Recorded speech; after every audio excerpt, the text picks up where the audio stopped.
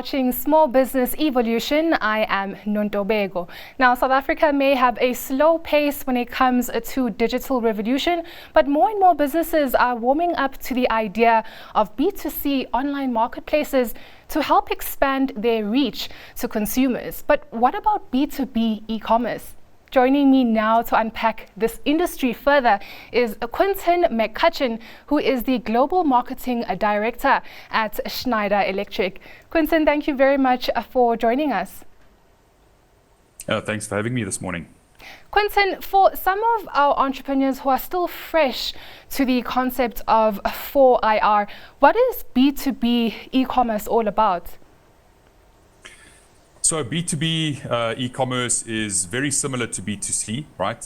First of all, it is a transactional-based tool that enables businesses to purchase products and services online. Similar to B2C, we have consumers that are going online to browse for a particular product of interest, and then they're making that buying decision. Today, more and more companies are able to do exactly the same thing by accessing B2B e-commerce platforms, shop around, look for different products and services that meet the needs that they have in the business, and then they can make those buying decisions on these digital platforms. What is the market size of B2B compared to B2C e-commerce? Oh, it's actually very interesting. You know, B2C seems to be the most popular one, and obviously from a home perspective, everybody knows about B2C retail, but in fact B2B is estimated to be 6 times larger than B2C. And today in South Africa, we are looking at the end of 2023 to be roughly $6 billion for B2C, and we pegging the B2B market to be in the region of 40 billion by the end of the year. With an accelerated growth of up to $60 billion by 2027.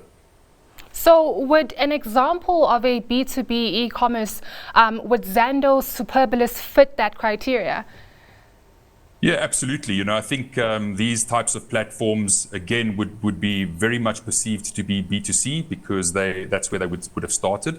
But more and more, they are also selling to businesses. Another interesting example that might surprise you is Macro, who today are also enabling the ability for businesses to do a lot of their bulk grocery and stationery supplies directly from businesses. Now, Quintin, how has Schneider Electric used this trend and this information of the market size of B2B e-commerce? How has it used it to its benefit? We understand that the world is changing. Things have accelerated significantly since the pandemic, and we see the same thing happening in our channel partner network. So today, Schneider has just over 400 channel partners in the South African market, and many of these today are still traditional brick and mortar partners.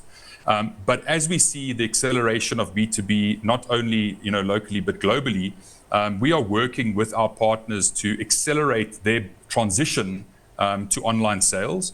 And the reason that we believe this is so important is that our partners need to have the visibility of their full supply chain. And by going digital, they can collect the data of what customers are buying, what we're supplying, the ETAs, pricing, etc., all in a digital value chain. And so we're leveraging the data of our existing partner network, as well as the data of the product that we push through the value chain to invest and accelerate our B2B platforms. Now, Quintin, as you know, technology is constantly evolving and including customer needs as well. Does B2B place more pressure on businesses to constantly change and adapt as compared to B2C?